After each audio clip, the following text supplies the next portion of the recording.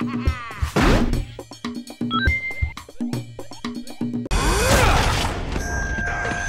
didn't actually think we'd just let you walk in here, did you? Spec Ops: The Line differs in a few ways from a normal modern shooter.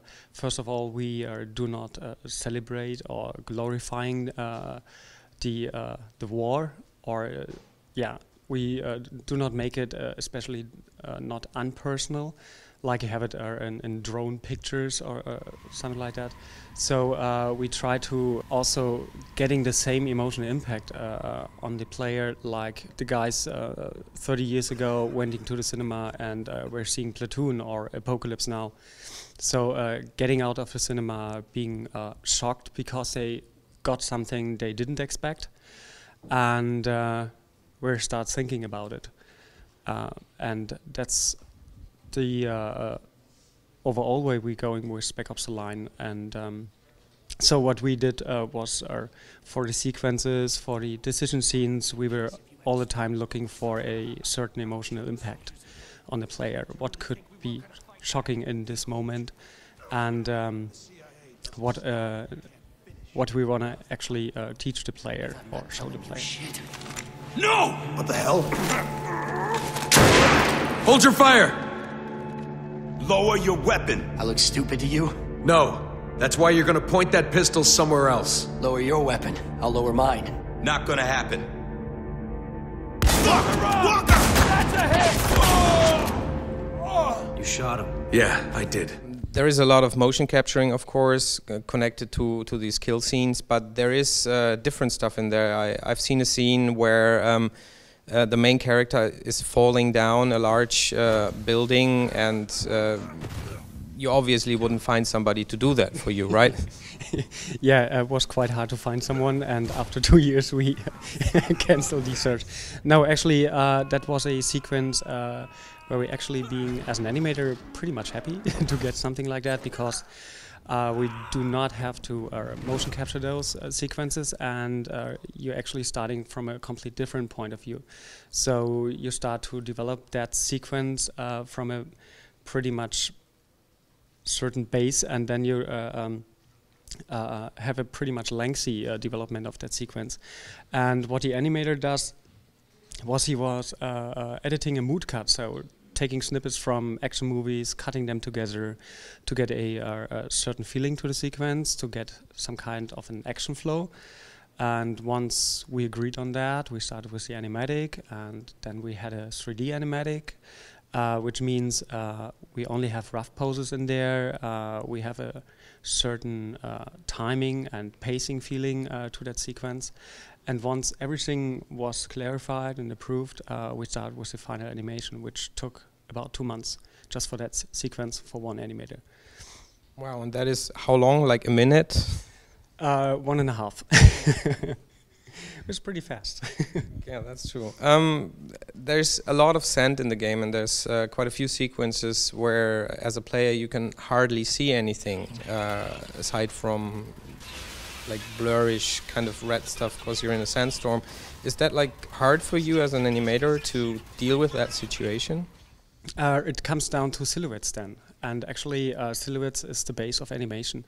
So you have a certain shape of the character, and already the shape tells you what the character is thinking, feeling, and how he's moving. So actually it was more or less helping us in a certain point, because it was more or less just a silhouette then. We actually got a request to collect some ideas of several ways of executing people in the game, and that was quite early in the morning, so we decided to just grab the whole animation department, getting upstairs, grab a video camera and filming ourselves and finding ideas while doing that. And that actually turns out to do a 3-day shot, and we had to interrupt this guy, those guys at a certain moment. So at the end, we had about 40 videos, where we captured about 30, and yeah, they are now in the game. Animations is like acting, like you have it in movies, is acting. So if your characters acting or animated in a believable way, are you buy his presentation? If not, if something is breaking, the audience or / the player will be out of the game or will be not that impacted anymore. So there was a certain way to ensure that we had to keep a certain quality in the sequences, gameplay animations, wherever. When playing the game, I instantly got reminded on Gears of War. Is that like a big influence for you, or do you try to get away from that? First of all, influence yes, because the guys at Epic did a great job on that, and we don't want to reinvent the wheel. We just want to go a step further and maybe 2 steps.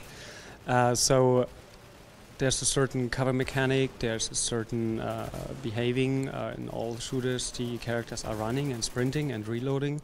So actually getting that level was the minimum for us, and then are starting to make our shooter unique in the way we did with the narrative impact and all the decision scenes and executions. Is there like anything in particular you would do completely differently now if you had the chance to reel back time for 2 years? I don't think so.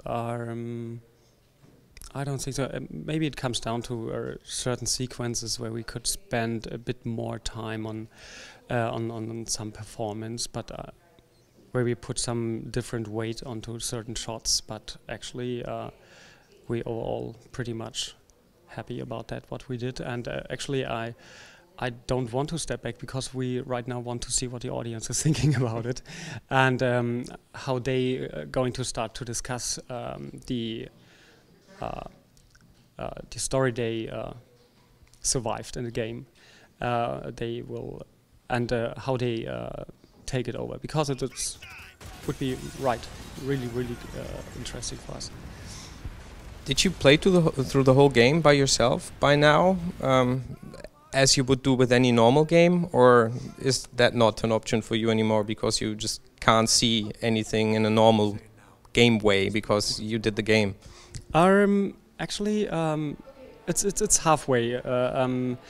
Certain times we were just working on certain levels, and so we didn't look at on other levels which were being taken further by different departments like level design and so on. And so we jumped from level to level, and then we grabbed us together every 2 months. So the whole animation department sitting in front of the TV and starting to play the game from beginning to end and see everything working together. And so we played it about, let me guess, 20, 30 times. And right now I was starting again.